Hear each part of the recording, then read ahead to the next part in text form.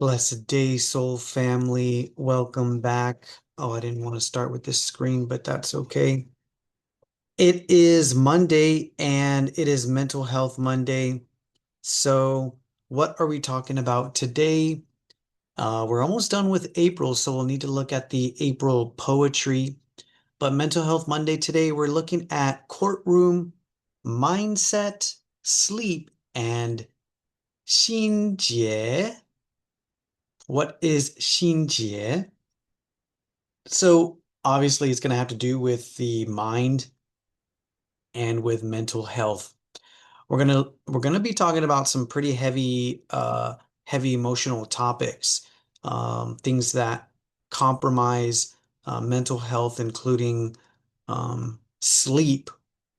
So fear, regret, worry, doubt, these things that create these mental blockages or knots that we need to figure out how to massage. They're not problems to solve, and we'll look at how that gets us into trouble, but we'll look at how we massage these knots. We'll look at the Taiji calendar movement for today, 3 locks, and this interesting thing about courtroom mindset. Maybe another thing called reach and a little bit of nonviolence and nonviolent communication and mindset. Before we do that, before we go into the heavy duty stuff, I want to share this, and we're gonna look at this podcast in a few different other um, sections. But for right now, let's look at what the guest says to this host when he asks him, "What's the good news?" When you just kind of think about all the things in the world and the troubles and the stress and the trauma, what can we, what's some good news that we can lean on or lean into? I think one of the number one thing that people need to know is that if you wrote down the biggest insecurities that you've ever had in your entire life, every crazy thing about how you thought it was a big deal, you have to forgive yourself for that shit you did when you were 12. You have to stop doing this. You have to stop hiding yourself from other people. If you just wrote down every one of your insecurities with 100 people, and then had someone type all of them out, all 100 people, you wouldn't be able to find your own.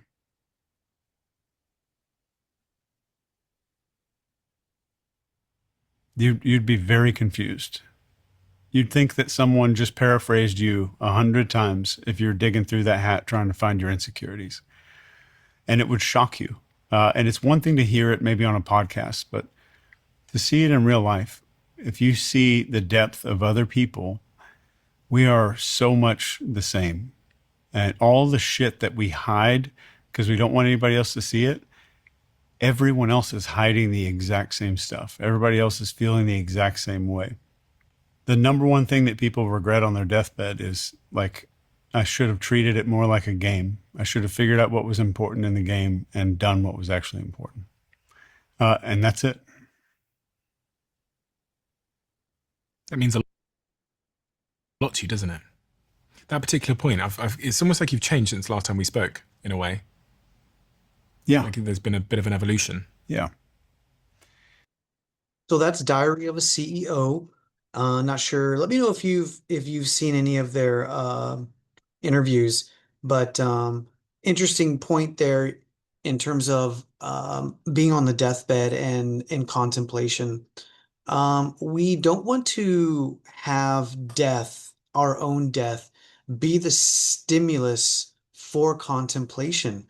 We want to adopt a mindset and an exercise of daily contemplation, a practice of contemplation. And that's why meditation is a useful tool, a useful lifestyle tip, trick, hack, however you want to say it. But one of the things that he pointed to was the inner experience of human beings, humanity, life, and living. Remember that the Chinese scholars told us that there's a yin dimension and a yang dimension. The yin that we can't see, but we can feel. The yang that we see, but we hang on and hold on to, thinking that it's real when it's only temporary. And that's key because we have our own inner subjective experience, and so does every human being on this planet. But what if it's all the same? What if the fear, the doubt, the worry, the anguish was all the same? How could we let each other know? How would we treat each other? And how would that affect the way that we structure society, the way that we live, and the choices that we make? It's a thought experiment. Um, let me know what your thoughts are on that.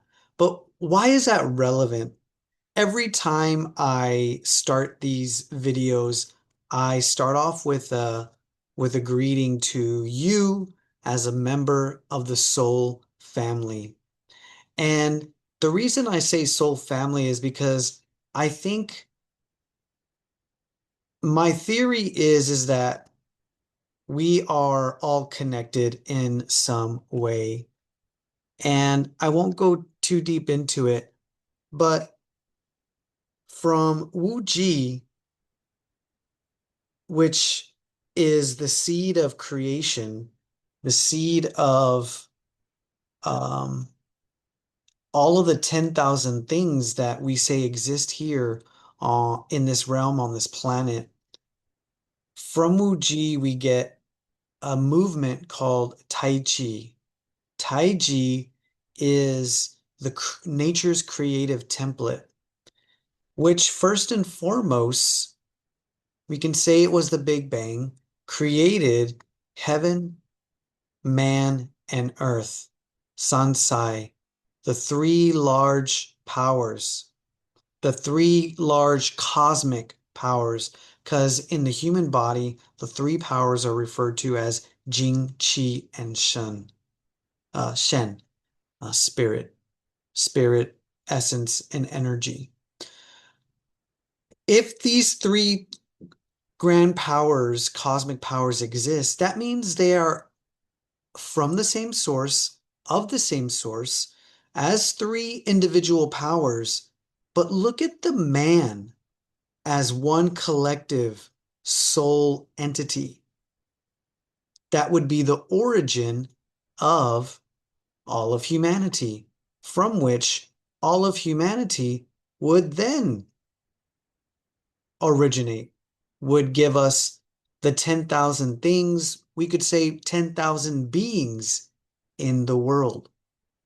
So let me know what you think about that, because what they're postulating is that we're kind of all the same. And if you take a look at that interview, he's postulating that we might be all of one mind. Similar to each bee is the part of one part of the hive or the colony, or ant one part of, its colony. And so if that is the case, what does that do to our fear, our anguish, our worry, right? Um, because it's Mental Health Monday, we're looking at a little bit of mental health news, okay? And I really wanted to get into the thick of some of this emotional life and living, but also emotional regulation, because we are called to engage in five regulations: the body, the breath, the mind, the chi, and the spirit. The body and the breath and the mind. Of the mind, we have emotional and heart mind, right? So what is Xin Jie? I did a little AI research because I wanted to get the right term. what we were taught was that from our teacher, there's this term called nian, and it refers to an emotional knot, but a mental knot, kind of like a memory or a regret or a rumination that you just can't shake, get a hold of. And what I've come to learn is that similar to a physical knot, we have mental knots that need skillful massage. So Xinjie, it literally translates to heart knot. Nian refers to a thought or a moment of mindfulness, but Xinjie is a heart knot. Remember that Xin is emotional mind that refers to heart-mind connection in terms of thinking and feeling and a little bit of the contrast, but how they're also interconnected for us to think in a certain way, speak in a certain way, act in a certain way. Remember, Buddhism, we're looking for right view, right thought, right speech, right action. So it describes an emotional entanglement. So what happens when we get into conflict? And I think we're going to talk about this on Thursday, on Resolution Thursday. But look at our world in terms of polarity, division, and disagreement and strife. How many of us are emotionally entangled to the point that it creates this knot that keeps us from sleeping? It causes anguish and stress. So this emotional entanglement comes from or leads to and also can reinforce mental entanglement or a long standing psychological burden. Okay. So it refers to pent up frustrations, emotional hangups, or a sore point in one's mind that remains unresolved. In Buddhist contexts, Xin Nian refers to mind moments or the flow of mental states. While it relates to the mind, it describes the process of thinking rather than the knot itself. Xin Nian, right? There's a similar sounding word, nian, and that describes withered or listless as a mental state, but it's not a term for a knot, okay? There's also yujie, and that's more of a formal or a medical term referring to suffer from pent-up frustrations or constricted emotional state. Notice the term constricted, which conveys knotted. There's a colloquial term, ge, da, or a lump or a knot, often used metaphorically for a mental preoccupation. And then si jie, literally a dead knot, a tight knot, used to describe an intractable, thorny problem that seems possible to untie. So I wanted to share those because we are being influenced by Eastern thought. So in terms of Western medical science, what they're saying about regret and its health risk is that research published in 2025 and 2026 emphasize that unresolved regret isn't just a feeling. It corrodes mood, amplifies anxiety, and disrupts cognitive processes. Regrets of inaction, things you didn't do, are noted to be particularly tricky as the mind fills the blank with idealized, perfect fantasies. And this can lead us to barriers of focus and joy, attention fatigue, which is a major theme in 2026. That's the erosion of downtime due to constant connectivity. And experts say that our brains are in a state of low-level scanning for threats in emails or news, which depletes neurotransmitters responsible for calm and focus. And there's a couple of tricks and tips that they provide as well, which we will go into also. So I wanted to share this 2. The The people who sleep well have not eliminated regret from their lives. They've changed their relationship with it. They've stopped treating midnight as a courtroom and started treating it as a closing time. So before I go to the tips and the tricks there, let's look at our movement medicine moment for today in this Tai Chi 3 locking movements that I'm doing in my calendar series for April 20th. This is on our YouTube channel, free on Tai Chi and Qigong with Javi and Nona. So what I'm doing is playing with the Pong structure, playing with grass sparrow's tail locking structure, and part the wild horse mane structure as well, because all of these movements are using the two hands and the arms, essentially, the two arms to lock the opponent's limb, typically around the wrist and around the elbow. Here, part the wild horse mane. That's more of a... So the lock for Pong is more of like a vertical lock, and the opponent's elbow joint is facing up and down. This one, the opponent's elbow joint is facing to the side. And you can see my movement is locking to the side. This movement is locking up.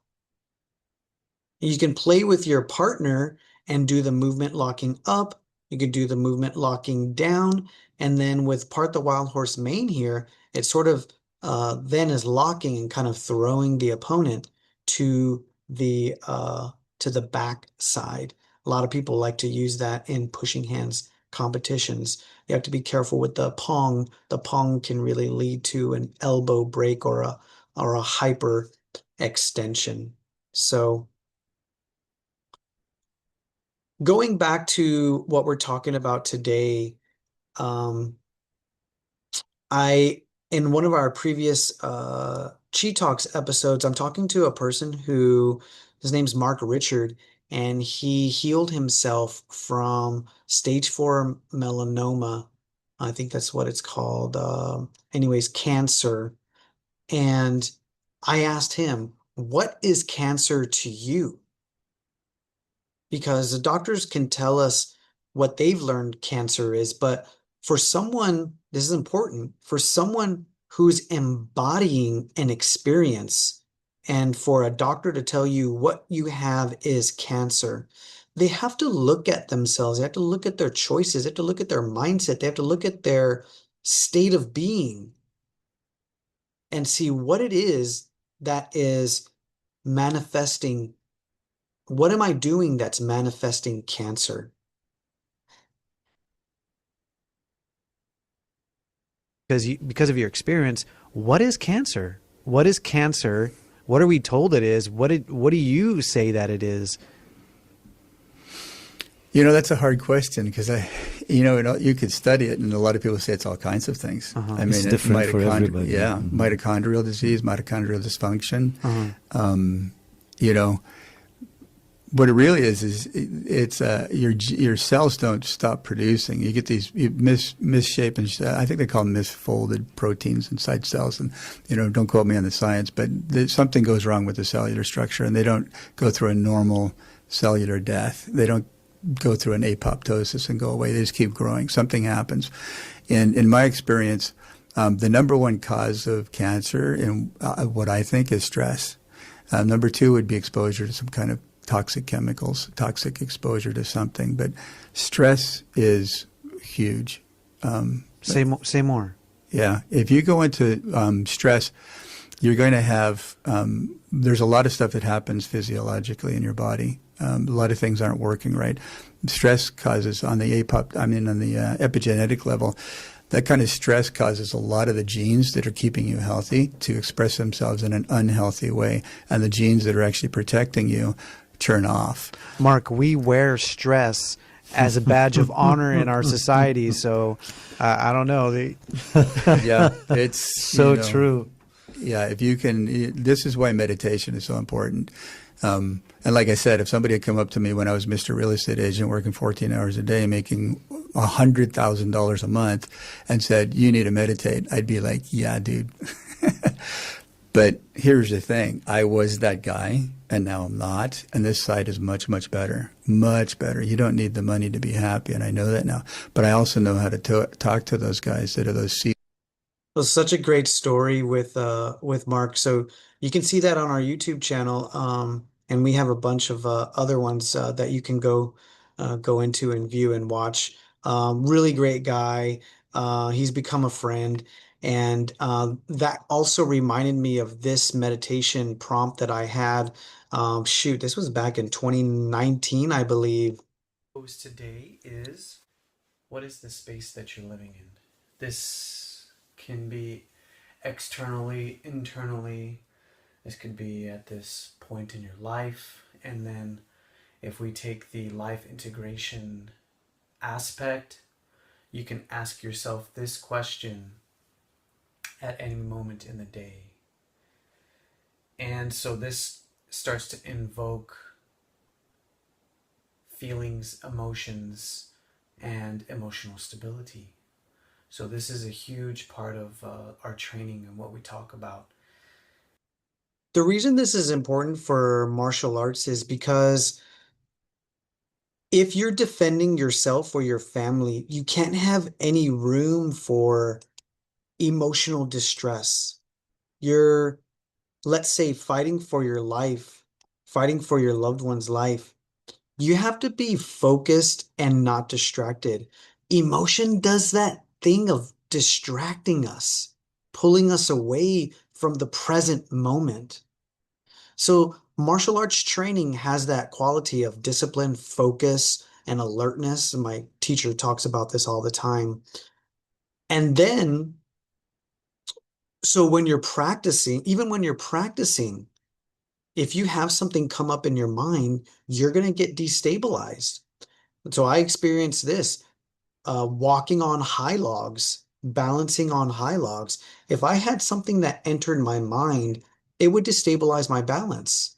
And if I was doing drills, what reaction drills and blocking punches, if I had something enter my mind, I could get hit and punched. So how do we train ourselves to be and stay in the moment? This such profound, sacred moment when we're all dealing with anguish, worry, defeat, and regret. So before we finish, I want to read this to you, going back to this idea of sleep and emotional knot, emotional entanglement.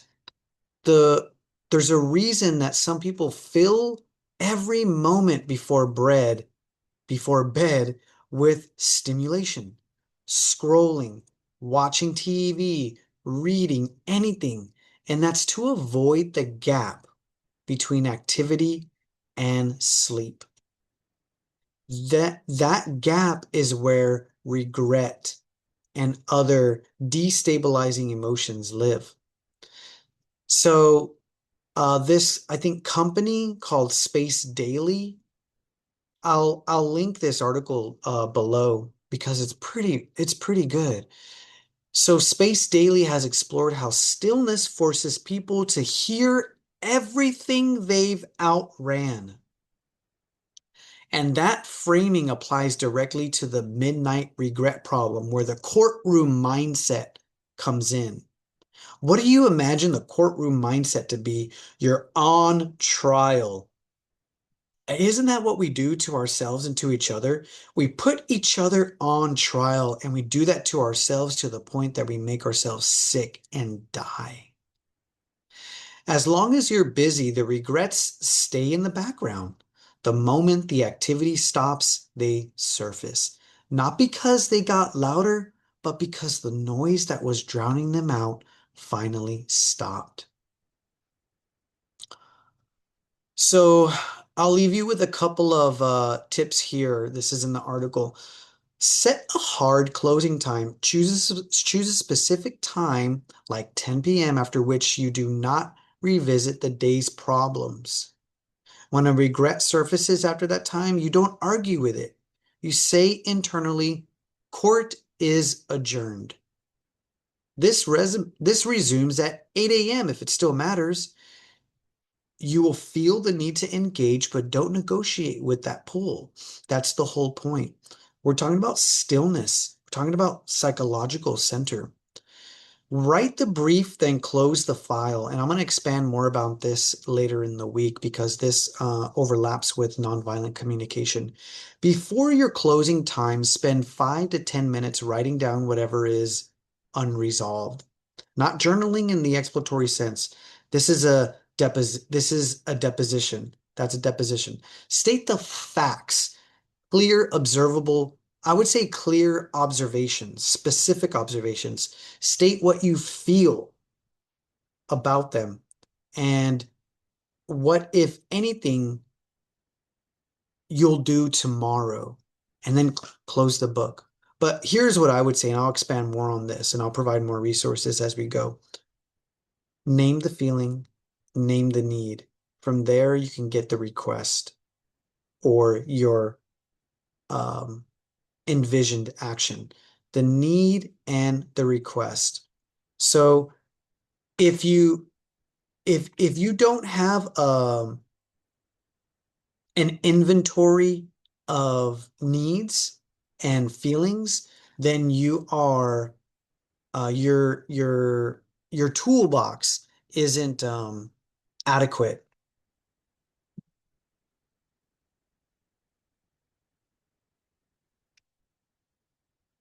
So I would recommend this one. I like this one. This is this is a handout for nonviolent communication. But this is a nice, blue wheel.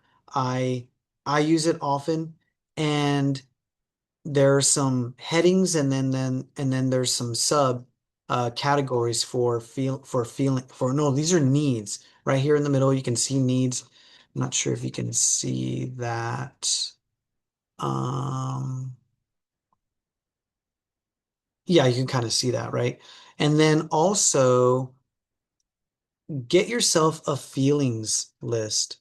And I have a deck of cards that myself and my partner uses.